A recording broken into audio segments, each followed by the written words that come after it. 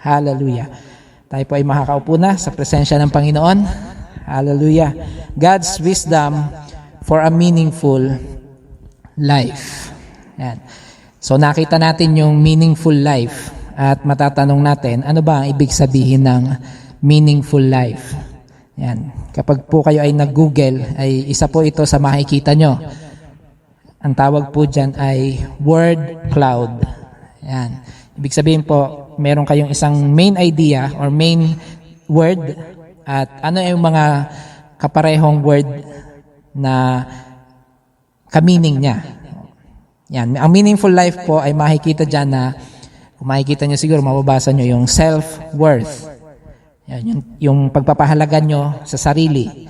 Yan. Pag kita nyo na may pagpapahalaga kayo sa sarili, ay masasabi nyo meaningful ang buhay nyo.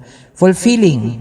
Yan. Fulfilled kayo sa nangyayari sa buhay nyo, sa nakikita nyo. Satisfaction or satisfied kayo sa nararanasan nyo. Yan daw po ang sinasabi na meaningful life.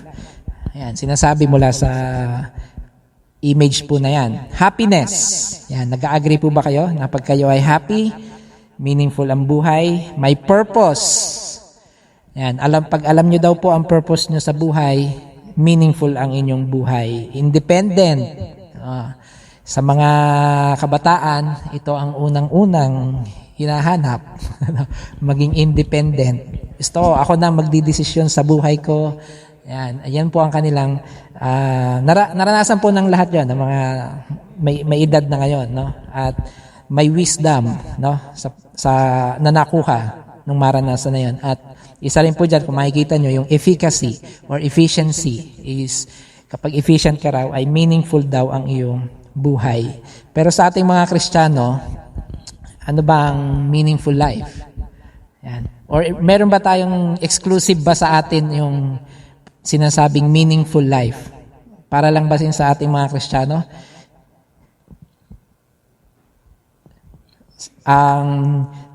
Ang mga tao po, ang mundo ay naghahanap din ng meaningful life.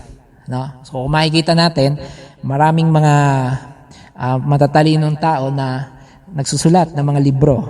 Yan. Kung makikita nyo po, nandyan si Stephen Covey, ang nagsulat ng libro na 7 Habits of Successful People. Yan, maraming gustong maging successful. Pag successful daw sila, meaningful ang buhay nila. Yan, everyday greatness. Meron ding nagsulat na design your life. Ikaw ang may control sa buhay mo. Yan ang sabi ng mga tao.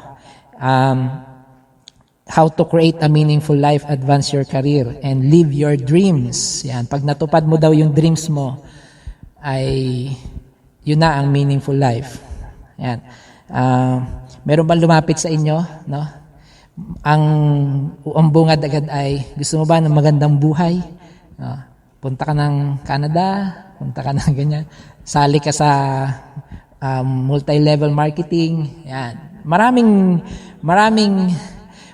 paraan, ano, para ma-design your life. Yan ang gusto nila. Yung iba naman ay minimalism. Yan. Live a meaningful life by stripping away yung mga hindi kailangan. Yun lang basic. Yan. Diyan po ay may nagsulat daw na magkaibigan, nung age 30 sila ay iniwan nila ang kanilang trabaho, kanilang karir. At lahat ng ari-arian nila ay halos inalis na nila. At yun lang importante ang iniwan nila sa kanilang sarili. Yan. May mga ganyan po, may mga kilala tayong ganyan kasi naghahanap sila ng meaningful life. Yan po ang mundo. Ang iba po ang sinulat ay noble purpose. No? Purpose. The joy of living a meaningful life, para bang sinasabi na pag hinanap mo daw yung meaningful life ay parang walang joy or challenge na magka-joy. Yan ang sabi niya. Yung iba naman ay nag-turn to science, born to be good, the science of meaningful life. Para medyo may dating, scholarly. Science yan. Nahanap ko nga po, baka may math of meaningful life. Wala naman. Siguro lahat sila takot sa math. Yan. Yung iba naman po ay sinulat ay fulfilled. And pinagsama yung science and spirituality. Nako, kung ano-ano na po ang naiisip ng mundo. Para daw makaka-achieve ng happier and more meaningful life. At ang ating mga kakilala po na mga nasa Buddhism, yan, ito ay isang relihiyon, meron silang isang aklat na, or may isa lang term na tinatawag na Bodhisattva. Yan, yung second to the last po, sa lower right. Bodhisattva. Ang ibig sabihin daw po ng Bodhi ay awakening or enlightenment, at yung Sita ay mind, consciousness. Yan, kaya siya awakening of the mind. Yan. So yung ikaw pa rin, self-centered pa rin ang kanilang paghahanap para maging meaningful ang kanilang life. At kung kilala po natin ang Buddhism, ay may tinatawag silang Dalai Lama. Ito yung kanilang premier leader na kung saan siya yung nagsusulong ng enlightenment. Yan. At sa kanilang relihiyon ay ano lang daw yon, reincarnation siya. At ang existing or ang current Dalai Lama po ay sinasabing pang-14 na nilang reincarnation. Yan. So, iba-iba pong paraan kung paano humanap ang tao ng meaning sa buhay. At ito po yung mga nakita natin based sa mga matatalinong tao, gumawa sila ng libro.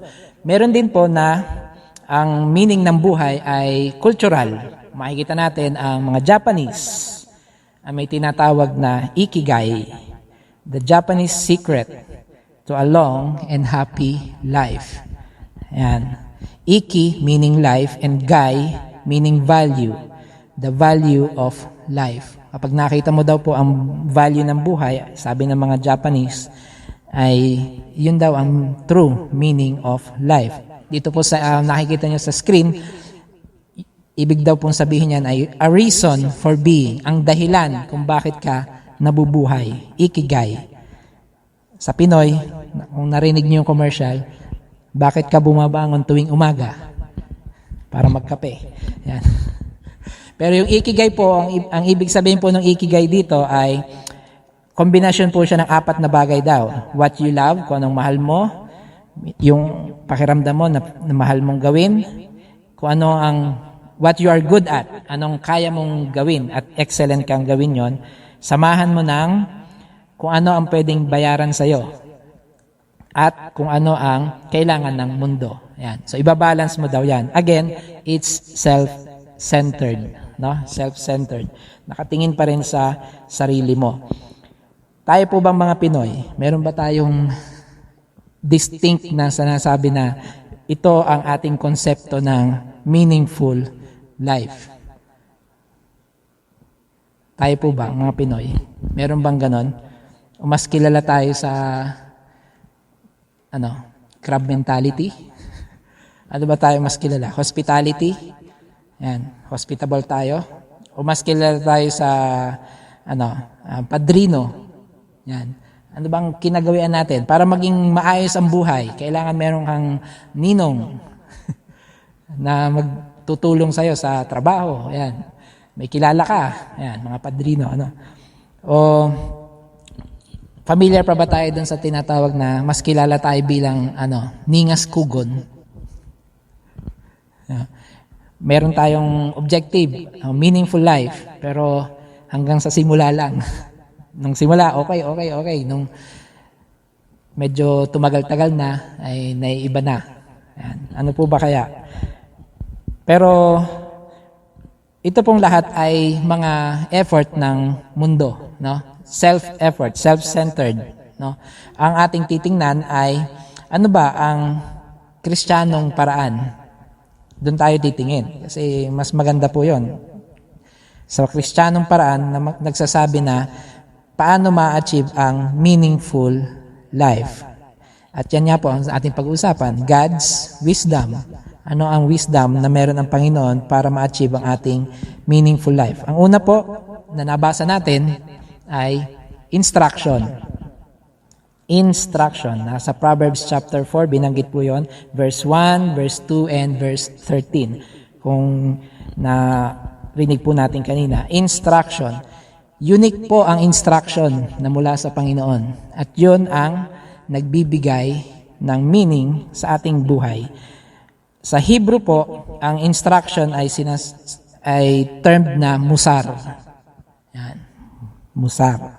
At ibig pong sabihin yan ay threefold. Parang 3-in-1.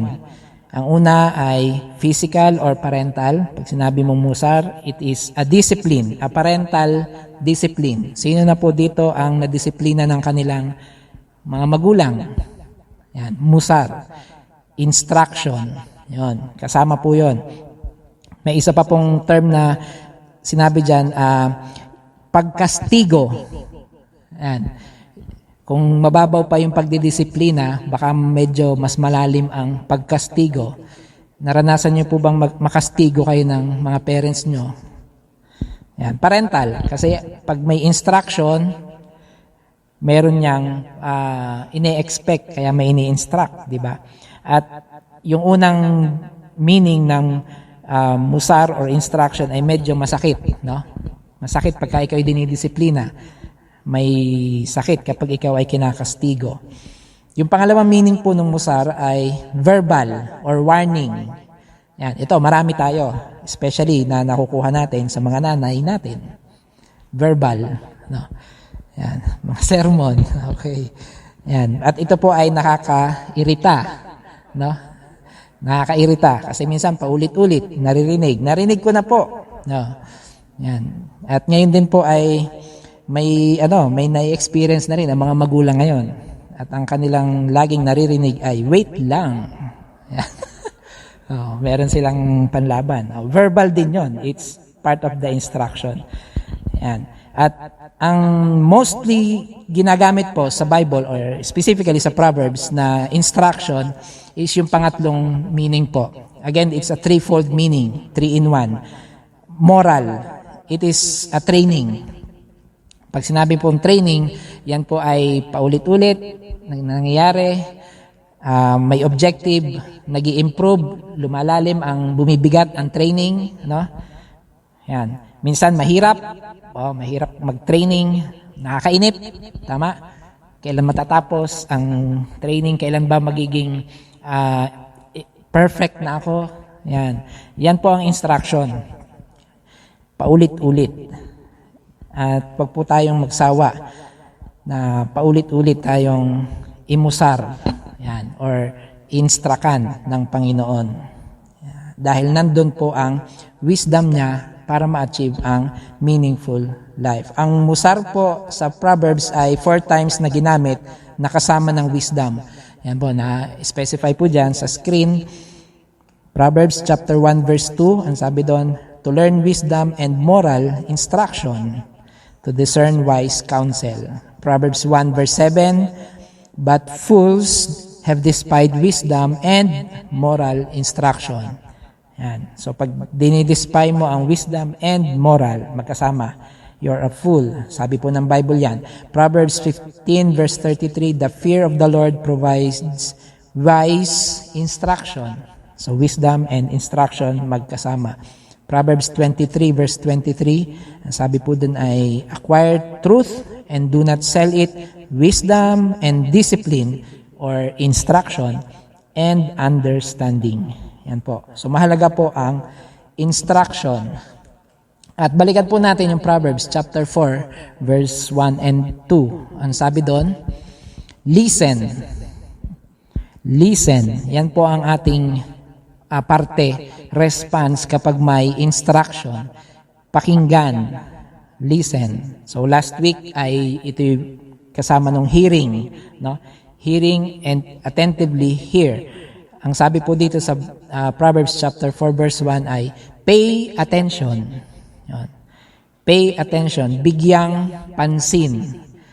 Again, pag binigyan mo ng pansin, hindi yung pasok sa isang tenga, labas sa kabila. Pag binigyan mo ng pansin, ay may bodily expression.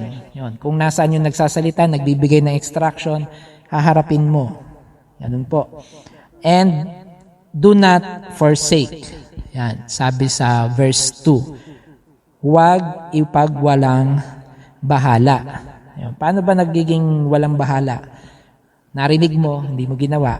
O narinig mo, pinagpaliban mo. Yan, mga ganon ang pagpapawalang bahala. And sa Proverbs chapter 4 verse 13, ano raw ang dapat na reaction natin kapag may instruction, hold on. Yan. Hold on. Kapit lang. No? Yan. Maraming naririnig tayo ng ganyan. Kapit lang, kapatid. Yan. Do not let it go. Protect it. Kapag may instruction daw po tayo narinig, at yan ay specifically mula sa Panginoon, hold on to it, do not let it go, protect it because it is your life. Yan po ang sabi ng salita ng Diyos. It is your meaningful life. Proverbs 8 verse 10, another reaction na pwede natin gawin sa instruction ay receive it. Pag sinabi mong i-receive, ay ang kabaligtaran po nun ay i-reject. Yan. Mas familiar tayo dun sa reject. Ayaw ko niyan. Pag ni-receive, akin yan. Yan. Yun daw po ang ating dapat na maging reaction. Receive it. And ang manner po ng pag-receive ay ikinumpare sa silver. Ikinumpare sa silver. Yung mga panahon na yon, ang silver and gold ay ibig sabihin ay kayamanan, wealth. At applicable yan sa buhay natin ngayon. Ano bang ating kayamanan ngayon? Ano ang kayamanan mo sa buhay? Yung iba ang tinitingnan nilang kayamanan ay pera. Pag may pera ka, ano yan? Okay na ang buhay. Yung iba ang kayamanan nila, ang wealth nila ay mga properties. Yung bahay, lupa, sasakyan, gadget. Yan. Latest gadget, specifically. Pag meron ka na daw nun, ay okay na ang buhay. Pero ang sabi ng Panginoon, receive my instruction more than yung mga yan na iniisip po na kayamanan. Yung iba ang sinasabi ay mga kaibigan. No? Kaya yung iba ay mas mahalaga ang kaibigan kaysa sa minsan ay mas mahalaga pa ang kaibigan kaysa sa asawa, kaysa sa anak. Dahil yun ang kanilang kayamanan, pinagsamahan. Pero ang sabi ng Panginoon, receive my instruction more than that. Yan ay ang instruction ng Panginoon ang magbibigay sa iyo ng mas meaningful na buhay. Yan. Yung iba naman ang nagsasabi ay hindi daw mabibili ng pera ang happiness. Yan. Kaya ang sagot naman ng iba doon sa nagsasabi ng ganun di ibigay mo na sa amin yung pera mo, mas masaya kami. Yan. Pero ang sinasabi ng Bible, hindi yan ang batayan. Ang instruction ng Panginoon ang mas magandang pakinggan at tanggapin. Ang sabi nga sa Matthew chapter 6 verse 19, do not accumulate for yourselves treasures on earth, where moth and devouring insect destroy, and where thieves break in and steal. Wag daw po tayong mag-ipon ng mga kayamanan na panlupa lamang. Ang ipunin natin, ang sabi ng Matthew chapter 6, ay yung mga kayamanan na panglangit. At kasi mas mahalaga yon. Dala-dala mo yon hanggang sa kabilang buhay. For where your treasure is, sabi sa verse 21 ng Matthew chapter 6, there will your heart be. Yan. Kung nasaan ang iyong kayamanan, ay nandun ang iyong puso, nandun ang gaan ng loob mo. At ang sinasabi ng salita ng Diyos, my instruction is your treasure. Ito ang mas mahalagang i-treasure natin, lalo na kung ang hanap natin ay meaningful life. Verse 33 ng Proverbs chapter 8, ang sabi po doon ay listen. Yan, naulit na naman. Kapag po paulit-ulit ang salita ng Diyos ay, ang sabi nga ay pay attention. So listen to my instruction so that you may be wise. Yan, ang totoong wise, ang sabi ng Bible ay ang nakikinig ng instruction na mula sa Panginoon. Do not neglect it. Ano ba ibig sabihin ng neglect? Yan, sino dito ang nasa military or nasa police force, nasa medicine?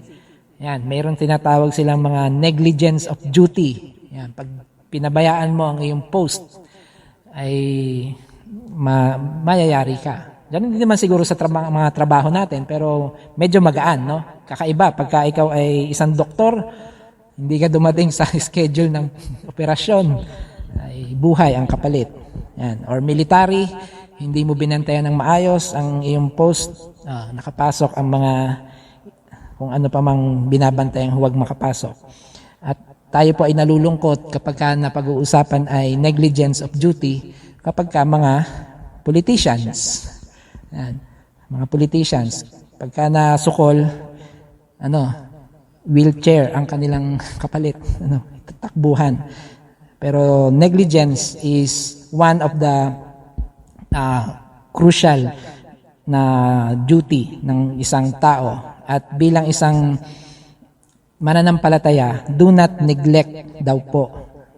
Yan ang sabi ng Bible, do not neglect, huwag niyong ipagsawalang bahala ang instruction ng Panginoon. Ano ba ang instruction ng Panginoon in our time? Sa palagay nyo?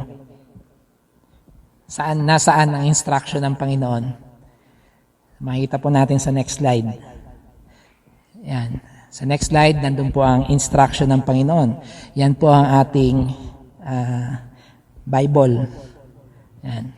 So, Bible, ang sabi nga po dyan ay basic instruction before leaving earth. Dahil tayo po ay heaven-bound, no? Kaya kailangan, bago tayo makarating doon, ay mas gamay na natin kung ano ang buhay doon sa pupuntahan natin.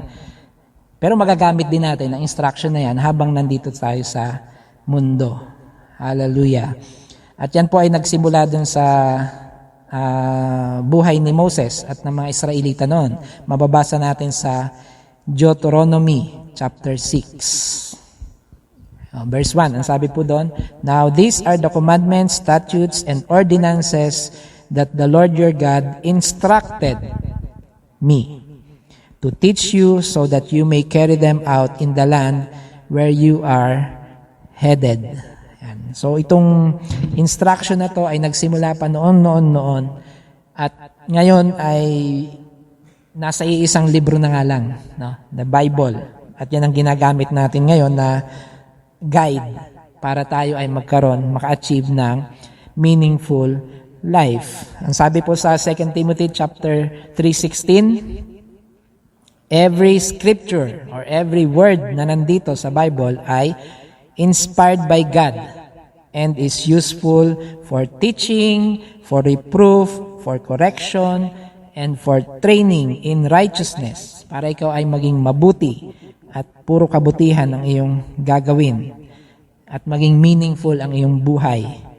That the person dedicated to God, kayo po ba ay dedicated to God, may be capable and equipped for every good work. Yan po ang sinasabi ng Bible, ang instruction. Listen, pay attention, do not neglect, do not forsake. Receive the instruction of the Lord. At yan po ay inelaborate pa sa verse 6 ng Deuteronomy. Ang sabi po doon, these words I am commanding you today must be kept in mind. Laging nasa isip. Ang mga kabataan na umiibig, alam nila to, kung sino ang laging nasa isip nila. Tama? Mula paggising, bago pa matulog, kailangan mag-chat, good night. Nasa isip kasi Ganon daw po ang level ng pagpapahalaga natin sa instruction ng Panginoon. Laging yan ang nasa isip mo. Kapag ikaw ay aburido sa buhay, ang lagi mong nasa isip ay yun, kung ano yung pinagkakaaburidahan mo. Tama? Pag ikaw ay may kagalit, lahat ng makikita mo, anino pa lang, siya na. Tama? Lahat, kasi gano'n yun ang nasa isip mo. Lahat ng mababasa mo sa Facebook post, ikaw ang kausap. Minsan, hindi naman ikaw talaga, di ba? Kasi yun lang lagi mong nasa isip. Ganon daw po ang level kapag sinabing, keep this instruction in your mind. Yan. Siguro po ay hindi pa tayo ganong ka-level, no? At pinapaalalahanan tayo ng Panginoon na ito ang level na dapat nating i-achieve kung gusto natin ng meaningful life. The instruction of our God must be kept in mind. Yon, para sa ating sarili yon. Pero yung next verse, anong sabi? And you must teach them to your children. Yan, dito po ay kinakausap ako kasi may mga anak ako. Yan, na kinakausap ako ng Panginoon na kumusta ang mga anak mo? Kailan kayo huling nagbasa ng Bible? Kailan mo huling ipinresent ang salita ng Diyos sa mga anak mo? Tayo ay naghahangad ng meaningful life. Binibigay natin, nagtatrabaho tayo, lahat ginagawa natin para sa mga anak natin, pero pinapaalala ng Panginoon, ang instruction niya na natanggap mo, na kinikip mo sa mind mo, ay huwag mong sarilinin. Ituro mo sa iyong mga anak. Teach them to your children. Ay paano yung mga binata at dalaga? Sino ang children nila? Kaya kailangan meron kang tinatawag na spiritual child. Yan, meron kang aalagaan na kaluluwa. Yan, na ikaw ay ituturo mo sa kanya. Teach them the instruction of God. Dahil nandun ang meaning ng buhay. Next is speak of them as you sit in your house, as you walk along the road, as you lie down, and as you get up. Yan. Trabaho, no? Lagi mong babanggitin yung salita ng Diyos sa kanila. As you sit, habang kayo'y nauupo, habang kayo'y naglalakad, habang kayo'y hihiga, at kapag ka tatayo. Yun. Ito naman po ay usual natin ginagawa, no? Lahat naman tayo ay umuupo sa bahay, lahat naman tayo ay naglalakad kasama ang ating pamilya, tayo ay humihiga, no? At tayo ay bumabangon. Yan. Ang malimit lang nating sabihin ay iba, no? Pagkakakain na, no, ang hirap tawagin. Tama? Hindi sabay-sabay. Sa amin, sa bahay namin, hindi kami sabay-sabay kumakain minsan. Ang hirap tawagin. May kanya-kanyang schedule ng pagkain. Ang pati pagtulog, minsan ay nauna na ang mga magulang kasi gigising pa ng maaga, no? Pagod na. Mga anak ay, sige, bahala na kayo. Basta alam niyo ng oras niyo. Pero ang sabi ng Panginoon ay, huwag sanang malimutan na speak. Hindi po, ibig sabihin, specific ang gustong ipagawa ng Panginoon. Kailangan naririnig, magsasalita ka ng salita ng Diyos bago sila matulog. Pagkagising nila, salita ng Diyos agad ang kanilang maririnig. Matrabaho po, no? But yan po ang instruction ng Panginoon. Hallelujah. Sana po ay makasunod tayo. Lord, tulungan mo kaming makasunod. Gusto namin ng meaningful life, pero makasunod nawa kami sa iyong pinapagawa. You should tie them as a reminder on your forearm. Yan. And fasten them as symbols on your forehead. So kung magiging literal tayo, dapat may tali, may harness ang ating mga anak.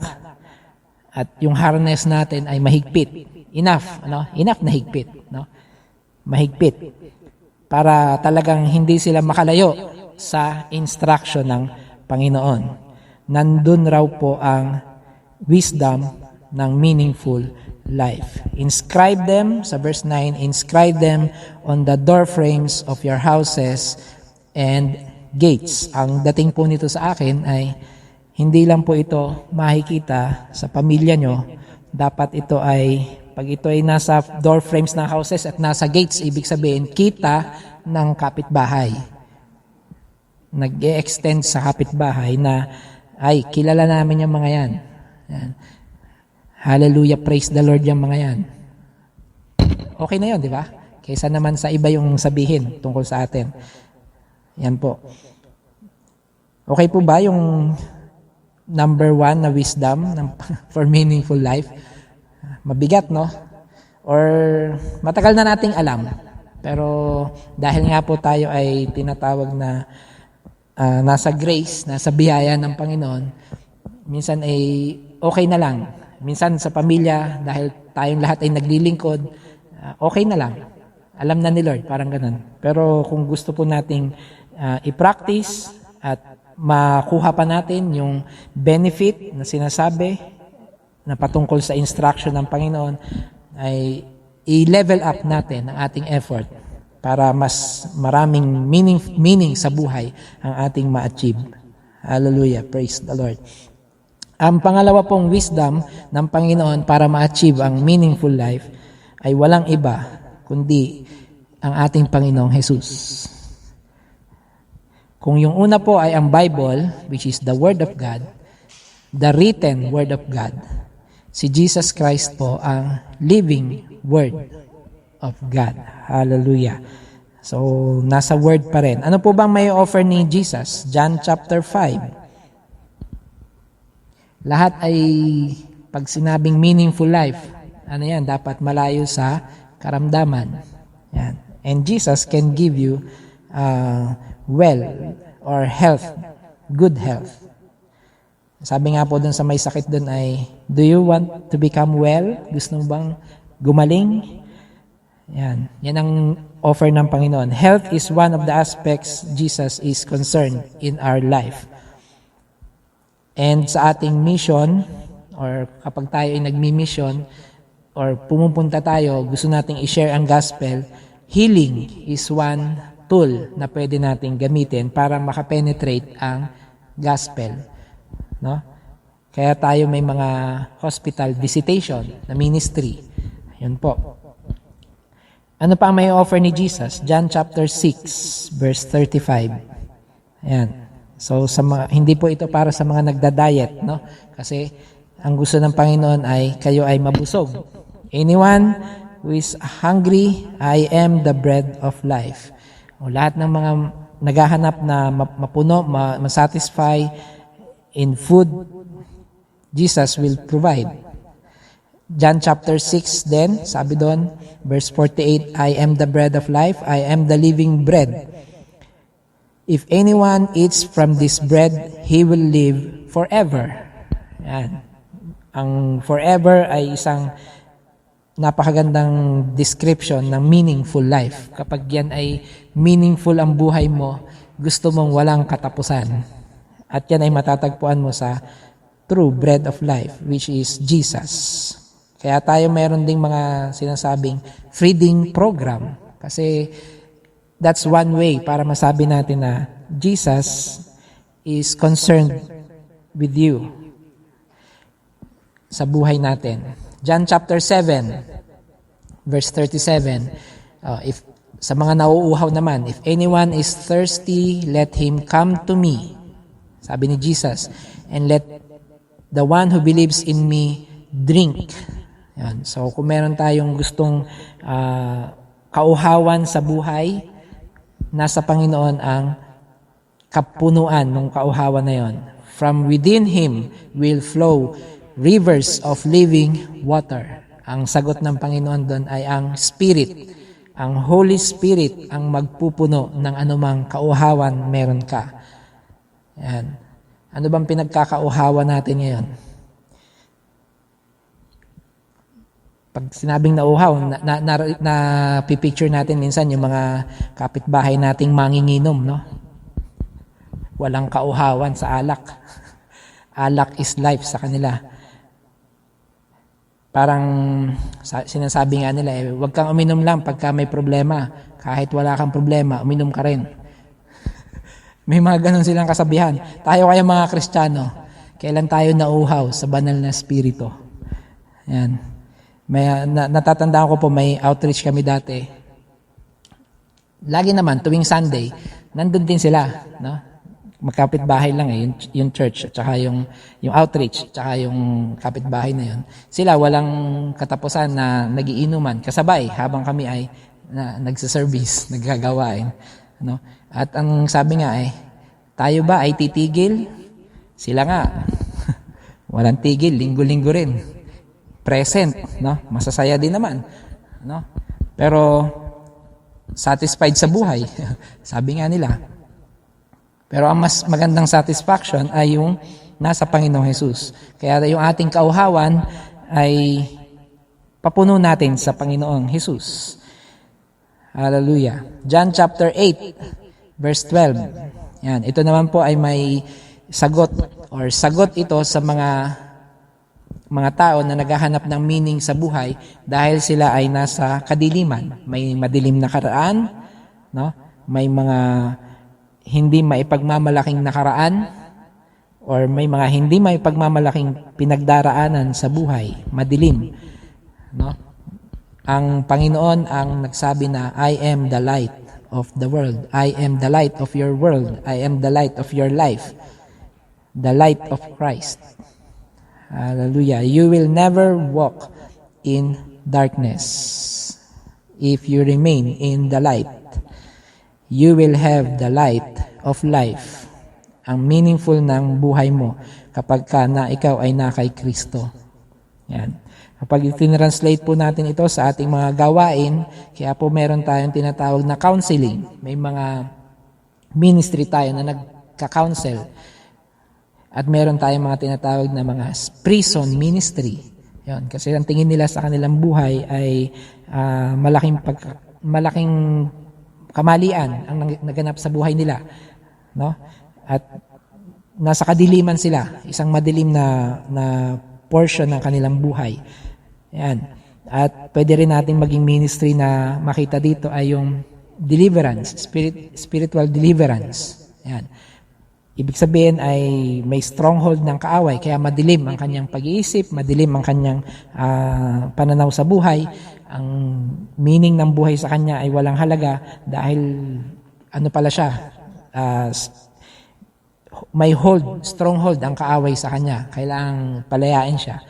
Ayan po. At ang Panginoon, sabi niya, I am the light. Ayan, mapapalaya po siya. At magkakaroon ng meaning ang kanyang buhay. John chapter 10, verse 10. Ang sabi po doon ay, I have come so that they may have life and may have it abundantly.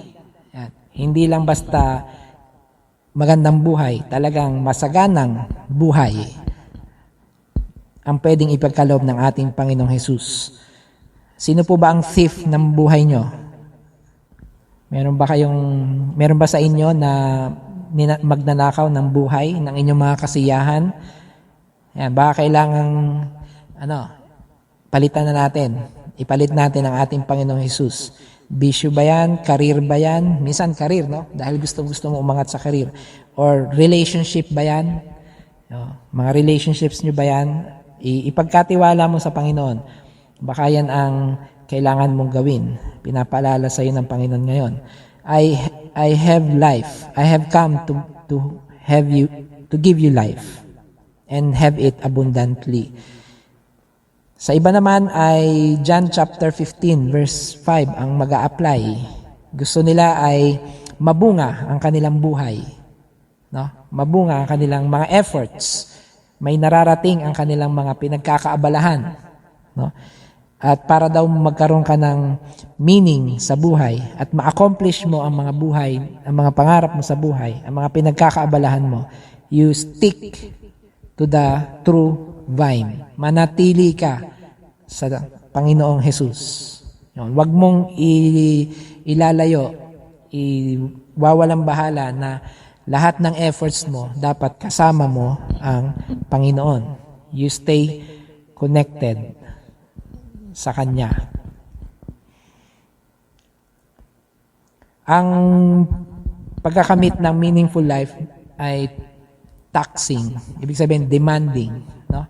Yung iba ay gustong-gusto talaga magkaroon nito.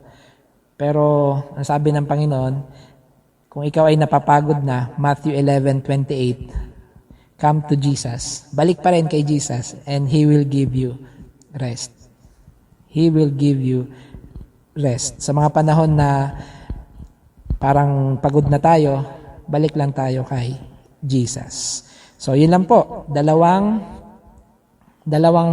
paraan. God's wisdom. Una ay yung kanyang instruction at ang Panginoong Jesus. Which is, it's the same. The Word of God. Yung kaibahan lang ay yung isa, written Word of God, at yung isa ay si Jesus na living Word of God. Hallelujah. May ilang mga paalala lang po na nasa 1 Thessalonians chapter 4 verse 1, makikita natin doon. Finally, brothers and sisters, we ask you and urge you in the Lord Jesus that as you received instruction from us about how you must live and please God, as you are in fact living, that you do so more and more. I-practice. Narinig natin ngayon mga instruction kung paano magkaroon ng meaningful life. You do so more and more. Sa verse 3, 1 Thessalonians chapter 4, for this is God's will, that you become holy, that you keep away from sexual immorality, that each of you know how to possess his own body, or how to control yourself into holiness and honor, not in lustful passion like the Gentiles who do not know God. Lahat po ng tao ay may kagustuhang magkaroon ng meaningful life at lahat ay may kanya-kanyang paraan. Ang gusto ng Panginoon ay gamitin natin yung paraan na inilalatag niya, na nasa kanyang mga salita at nasa Panginoong Jesus. In this matter, verse 6, no one should violate the rights of his brother or take advantage of him, because the Lord is the avenger in all these cases, as we told you earlier and warned you solemnly. Yan. So may paalala po, bilang mga pare-pareho tayong Kristiyano, wag nating i-take advantage raw ang ating pagiging Kristiyano, no? At kapwa Kristiyano pa ang ating iti-take advantage para magkaroon tayo ng meaningful life, no? Ayaw po ng Panginoon yon.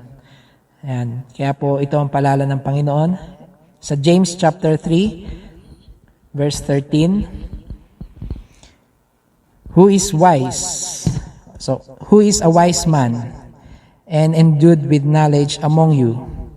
Let him shew out good conversation, his works with wisdom, with meekness of wisdom. Ipakita raw po, kung ikaw daw po ay wise, ipakita mo raw po sa iyong gawa. Ipakita mo sa iyong action, sa iyong pamumuhay ng may kababaang loob, ang wisdom ng Panginoon. Ang Hebrew term po ng wise ay hakam.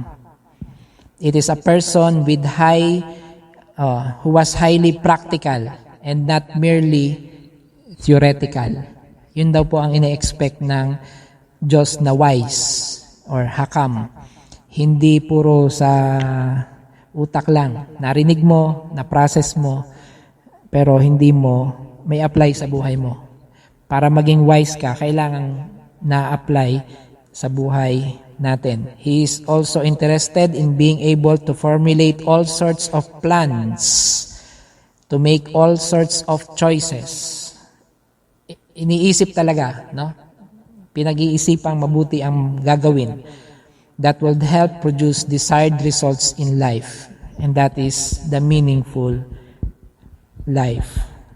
Sa umaga pong ito, narinig natin ang salita ng Panginoon. Sabi nga po ng Proverbs chapter 4 ay, let your heart lay hold of these words. Yung mga narinig natin. Keep it, or keep my commandments so that you will live. Yan po ang sabi ng Panginoon. Acquire wisdom. Yun. Pag sumikapan natin na magkaroon tayo ng wisdom, ng understanding, do not forget. Narinig natin ngayon, taglayin natin hanggang bukas, hanggang habang tayo nabubuhay. Do not turn aside from the words I speak. Sa mga narinig natin na salita ng Panginoon, do not turn aside. Huwag tayong umiwas. Huwag nating iwasan. No? Minsan kasi pagka narinig natin, parang mahirap gawin. Iwas na lang. Do not forsake wisdom because she will protect you. Love her. Yan. Mahalin mo because she will guard you. Sabi ng salita ng Diyos, wisdom is supreme. Itong God's wisdom for meaningful living, this is supreme. This is the wisdom of God. Jesus, the instruction, the Bible is supreme. So acquire it. Pag sikapan nating ma-acquire, inulit na naman, whatever you acquire understanding. Pilitin nating maintindihan. Esteem her highly, because she will exalt you. Itataas ka niya ng Word of God, ng ating Panginoong Hesus. She will honor you and embrace, if you embrace her. Yan, yakapin natin. Pag sinabi nating niyayakap natin, talagang isinasabuhay natin. She will place a fair garland on your head. Ibibigyan ka niya ng magandang, sa panahon kasi nila, pagka ikaw ay pinatungan ng corona, you're well known. Mayroon kang magandang ginawa. Ganon daw po ang mangyayari kapag in-embrace mo ang salita ng Diyos, ang Panginoong Hesus. Magkakaroon ka ng corona, magkakaroon ka ng, hindi coronavirus corona na magiging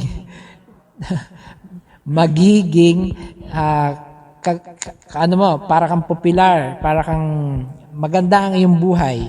Yan po. Listen, sabi sa verse 10, listen, my child. Listen and accept my words, this instruction. Listen and accept Jesus, so that the years of your life will be many and meaningful. Hallelujah. I hereby guide you in the way of wisdom, and I lead you in upright paths. When you walk, your steps will not be hampered, and when you run, you will not stumble. Hallelujah.